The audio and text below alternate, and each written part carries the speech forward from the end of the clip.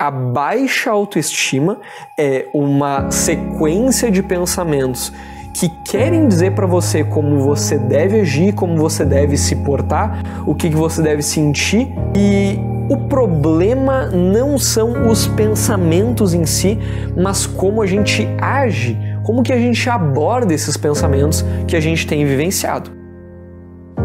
Letting you go, 'cause you are like a ghost in my mind. I wanna escape you. Afinal de contas, o que é baixa autoestima? E eu sei que todo mundo já teve aqueles momentos um pouquinho mais desafiadores, um pouquinho mais difíceis, em que tudo não parecia dar certo, que as coisas pareciam estar despencando, indo ladeira abaixo, eu sei, mas baixa autoestima é um pouco diferente disso. Pode ser até mesmo que as coisas estejam indo bem pra você, mas aquela voz interna dizendo que você não merece aquilo, dizendo que você não vai dar certo, aquela vozinha que puxa a gente para baixo, parece que ela tá sempre presente, não é mesmo? Bom, é aí quando a gente começa a dizer que uma determinada pessoa tem baixa autoestima, ou seja, pensamentos surgem com uma frequência bem elevada, com conteúdos como você não merece isso, você não mereceu aquele prêmio que ganhou, não adianta você se esforçar porque não vai dar certo, de alguma maneira aquela vozinha que puxa você cada vez mais para baixo, ainda que as coisas ao seu redor estejam funcionando. É claro, a baixa autoestima, ela começa a se transformar cada vez num problema maior quanto mais a gente segue essa voz, quanto mais a gente obedece essas regras, essas leis que acabam surgindo dentro da nossa mente. Baixa autoestima é uma frequência, ou seja, muitas vezes ao longo dos seus dias, ao longo das suas semanas, você recebe pensamentos que puxam você para baixo. Tell me it's over now. Don't tell me it's over now. E aí você pode estar se perguntando, então, como eu faço para melhorar minha confiança? Como eu faço para melhorar minha autoestima? E o que eu tenho a dizer para você é, passo número 1, observar esses pensamentos que estão surgindo. E quando eu digo isso, eu não estou falando de você namorar esses pensamentos, de você admirar esses pensamentos. Não é nada disso. É aquela distância um pouquinho saudável que a gente precisa tomar quando os problemas à nossa frente eles estão muito na nossa frente, de maneira que a gente não consegue enxergar oportunidade de saída, oportunidades de como mudar aquilo. É aí sim que a gente deve tomar uma distância desses pensamentos. E o primeiro passo é você observar que essa baixa autoestima, ou seja, esses pensamentos que estão surgindo, eles são pensamentos. Eles não são regras, leis, eles são sugestões que você pode ou não seguir, tá bem? Então, passo número 1, observar esses pensamentos. O passo número 2 para você elevar a sua autoestima, você melhorar a sua confiança, é você fazer coisas que deixem você orgulhoso. Isso pode significar arrumar o seu quarto, isso pode significar estudar para aquela prova que você vem adiando, pode significar também você ter aquela conversa difícil que por algum motivo não tem rolado, pode ser também apresentar um novo projeto na faculdade, no trabalho, onde quer que você mais se envolva, não é mesmo? Ou seja, fazer coisas que deixam você orgulhoso. Não é aquele prazer imediato, né, que é muito comum a gente recorrer para isso, né?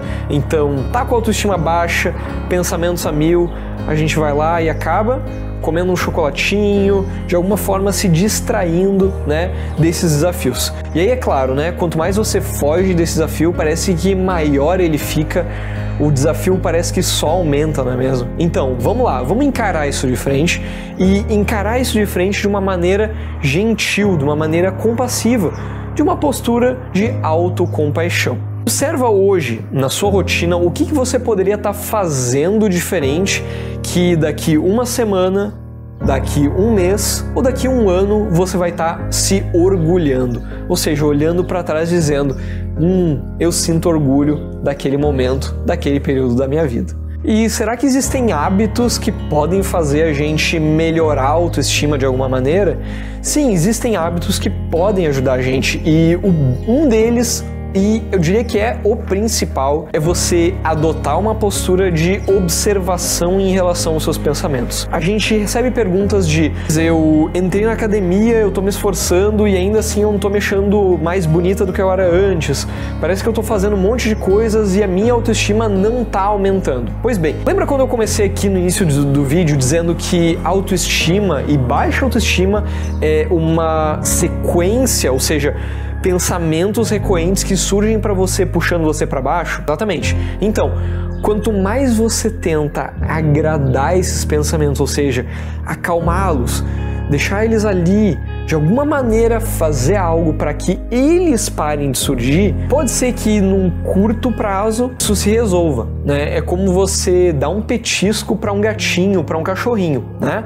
Só que no médio e no longo prazo, o que ele está comunicando para você, ou seja, o latido, o miado dele, você não está resolvendo. Pode ser uma dor que ele está passando, pode ser algum outro desconforto. E quando você encara a baixa autoestima como problemas que você precisa resolver, então, eu preciso ser mais bonito, eu preciso fazer aquilo ou X ou Y, bom, mas você está tentando agradar essa mente, esses pensamentos que estão surgindo para você. E o convite que eu vou fazer no vídeo de hoje é de você olhar para esses pensamentos, e eu sei que não vai ser fácil, mas não agir conforme o que eles estão dizendo para você, né? Então, se o pensamento está dizendo que você não deve fazer aquilo, você não deve apresentar um projeto, você não deve ter aquela conversa difícil, o que eu vou convidar você a fazer é exatamente o inverso disso. Ou seja, você fazer aquela conversa difícil e você apresentar aquele projeto que você vem adiando, tá bem? Você está fazendo tudo parecer muito fácil. Gente, não é esse o meu objetivo aqui. Meu objetivo é fazer com que você, através do contato com esse conteúdo, possa adotar uma perspectiva diferente em relação aos desafios que hoje você tem vivenciado, não é mesmo? Então, de forma alguma eu estou dizendo que é fácil. Pelo contrário, eu sei que vai ser bem desafiador. Mas, se eu estou aqui disposto a divulgar esse conteúdo para você, é porque do fundo do meu coração eu acredito que ele pode sim fazer a diferença na sua vida, tá bem? Então, te peço que teste as ideias que eu estou trazendo aqui no conteúdo, pelo menos por uma semana, 2 semanas. Se não estiver ajudando você, tudo bem. Pelo menos você tentou. Vamos lá, autoestima é uma série de pensamentos sobre quem a gente é, como a gente deve se portar, como a gente tem agido, como a gente deve agir, não é mesmo? É como se fosse a nossa identidade em comparação com os outros. Então, será que isso vai dar certo? Será que isso não vai dar? Muitas vezes a gente acaba se guiando pela autoestima. E o convite que eu vou fazer é de, sempre que você perceber que pensamentos de baixa autoestima estiverem surgindo para você, você nomeia essa história. Você olha para esses pensamentos e diz para si mesmo: agora está surgindo aquela história de como minha autoestima é baixa, como eu não mereço estar vivendo o que eu estou vivendo hoje, como o meu relacionamento é só uma ilusão porque a outra pessoa ainda não descobriu o fracasso que eu sou. E a gente, ao dar um nome para essa história, é uma das oportunidades de a gente tomar uma distância desses pensamentos e poder pirar um pouquinho e enxergar esses pensamentos como pensamentos e não como uma história que está escrita em pedra e que para sempre isso vai rolar daquela forma. Muito difícil quando a gente entra nessa armadilha da mente de comprar esses pensamentos de baixa autoestima. Ou seja, a gente entende eles como uma verdade que nunca vai ser alterada. E é aí que a gente começa a agir conforme esses pensamentos. Então, talvez você já tenha se dado conta que nesse vídeo eu quis mostrar que a baixa autoestima é uma sequência de pensamentos que querem dizer para você como você deve agir, como você deve se portar, o que você deve sentir, e o problema não são os pensamentos em si, mas como a gente age, como que a gente aborda esses pensamentos que a gente tem vivenciado. Pode ser para você uma ideia muito libertadora, e eu espero que assim seja, porque para mim, eu confesso, foi mesmo. Você enfrentou dificuldades, você enfrentou desafios e você enfrentou obstáculos na vida. Só que dependendo da maneira como você lidou com eles, você foi negativamente influenciado e você deixou de acreditar em si mesmo. Você conhece a síndrome do impostor? Essa síndrome é cada vez mais comum. Uma pessoa que sofre da síndrome do impostor tem grande dificuldade para acreditar em si mesma porque, independente do sucesso alcançado e das provas concretas e reais do sucesso, ela sente que é uma fraude. Mesmo quando ela vai bem na carreira, quando ela vai bem no emprego ou nos estudos, a pessoa que sofre da síndrome do impostor, ela duvida das próprias habilidades e competências. Essa síndrome geralmente é desenvolvida em ambientes onde a pressão e o estresse são muito grandes, como por exemplo nos cursos de graduação e pós-graduação, ou em um ambiente de trabalho em que a competição é muito alta. Muitas vezes, quando essas pessoas conseguem algum tipo de sucesso ou algum tipo de reconhecimento, elas imaginam que isso é pura sorte. É sorte e não é fruto do próprio trabalho, do trabalho dela, do esforço, da dedicação, das próprias habilidades que ela tem. Você já se sentiu assim? 70% dos profissionais bem-sucedidos passaram pela síndrome do impostor em alguma fase da vida. Mas por que a gente pode se sentir assim? Uma das razões é que na escola, na faculdade e no trabalho, nós somos constantemente depreciados. Infelizmente, o contrário quase nunca acontece. É raro receber um elogio quando a gente faz um progresso. E muitas vezes, a gente também olha para o sucesso como se ele fosse uma linha de chegada. E quando a gente olha para as pessoas bem-sucedidas, a gente não considera o fato de que elas também passaram por muitas dificuldades. A gente se compara com essas pessoas e a gente se sente cada vez mais distante, cada vez mais longe do sucesso. A gente pensa que a gente não nasceu para conseguir. E para completar, cada vez mais a gente vê as vidas perfeitas nas fotos postadas no Facebook e principalmente no Instagram. Você se lembra de quando você era criança? E você também se lembra dos sonhos que você tinha? Se você não se lembra, pense um pouquinho neles. Talvez você quisesse se tornar um médico, um astronauta, um cientista, um professor, um jogador de futebol, um bombeiro, um advogado, um dentista, um mágico, um empreendedor ou qualquer outra coisa. Mas você tinha um sonho. Algum sonho você tinha. E provavelmente você também sonhava em ter uma casa grande, um bom carro, em viajar pelo mundo, em ter uma família para dividir tudo isso. Mas mais importante ainda do que isso, você se lembra quais eram os seus sentimentos quando você pensava na sua vida futura? É bem provável que naquela época você se sentisse extremamente animado com as possibilidades do futuro. Só que, e hoje? Pense em como você se sente agora quando você pensa nessas coisas. Pode ser que, de fato, você tenha sim conquistado vários dos seus sonhos ao longo da sua vida. Pode ser também que você tenha refletido ao longo do seu desenvolvimento e que, por consequência, os seus sonhos tenham mudado completamente. Mas, independentemente do rumo que a vida e os seus sonhos tenham tomado, reconhece a diferença em como você se sentia em relação aos seus sonhos quando você era criança e como você se sente em relação aos seus sonhos hoje, mesmo que os seus sonhos tenham mudado completamente ou não. Pode ser que você ainda se sinta animado e esperançoso quando você pensa nos seus sonhos. Mas se você é como a maior parte das pessoas, você se sente mal quando você pensa nos seus sonhos. Isso porque muitas vezes, quando você se torna adulto, você percebe que os seus sonhos se tornaram muito distantes, bem diferente de quando era na sua infância. E a maneira como você se sente quando você pensa nos seus sonhos é uma indicação do seu nível de confiança em si mesmo. Porque quando você é adulto, você entende que realizar os seus sonhos é uma responsabilidade sua. E se você não acredita em si mesmo, acreditar que você vai realizar os seus sonhos fica muito difícil. Concorda? Se você se sente mal em relação aos seus sonhos, você já deve imaginar que alguma coisa deu errado no meio do caminho, não é? Você enfrentou dificuldades, você enfrentou desafios e você enfrentou obstáculos na vida. Só que dependendo da maneira como você lidou com eles, você foi negativamente influenciado e você deixou de acreditar em si mesmo.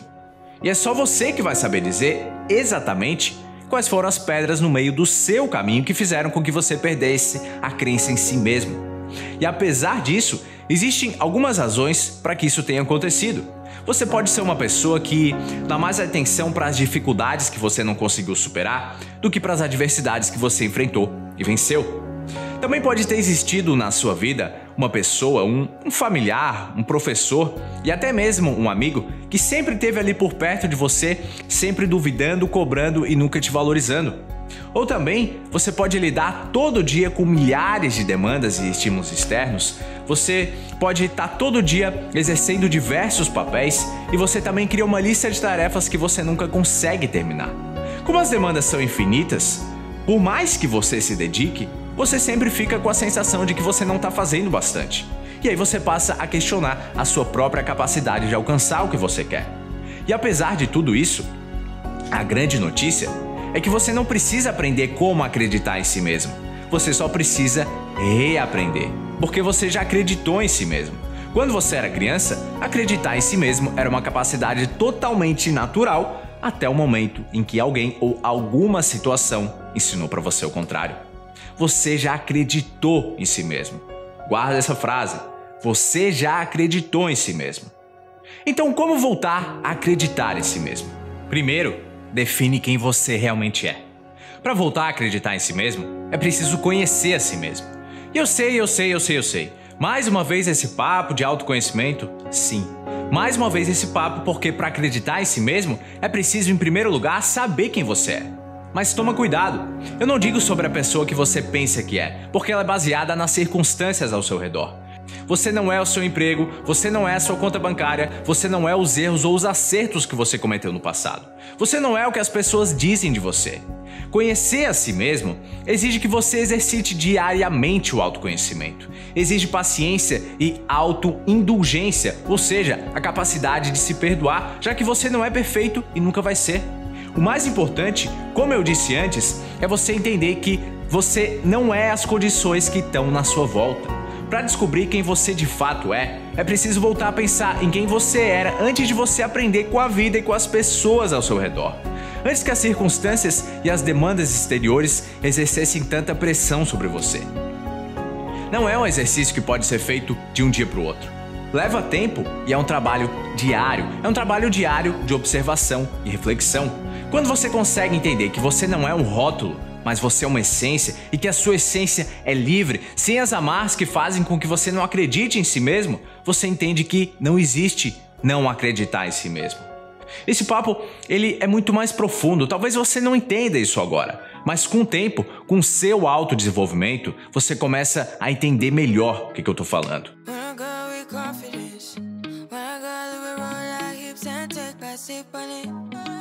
Take a trip on it. When a girl who can go slow.